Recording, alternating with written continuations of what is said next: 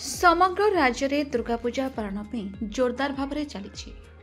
वासुदेवपुर में दुर्गा पूजा उपलक्षे माताजी मठ राधावल्लभपुर पाखरे श्री दुर्गा कल्याण मंडप शुभ उद्घाटन कर जोगदान करते वासुदेवपुर विधायक अशोक कुमार दास, धामनगर पूर्वतन विधायक श्रीयुक्त मुक्तिकांत मंडल, प्रेरक श्रीमती मंजुलता बड़ और श्रीयुक्त भागीरथी बड़, श्रीयुक्त शत्रुघ्न बड़, श्रीमती उर्वशी बड़। दुर्गा पूजा उपलक्षे वासुदेवपुर आयोजित है विशेष कार्यक्रम।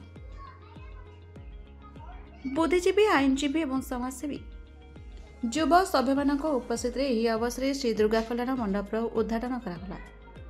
बाहाघर, व्रतघर, निबंध, विभिन्न प्रकार मीटिंग, सभा, सांप्रदायिक सम्मेलन और सामूहिक उन्नति में यह मंडप गुरुत्वपूर्ण भूमिका नेवा आशा रखाउछि। दर्शक बंधु, आपण सहर श्री दुर्गा कल्याण मंडप में सब प्रकार सुविधा रही और सुलभ मूल्य उपलब्ध रही।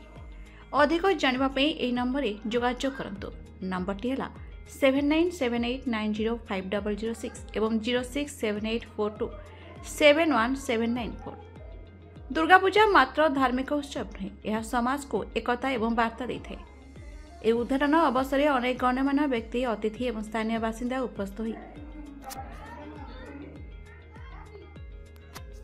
माँ दुर्गा आशीर्वाद प्रार्थना करते।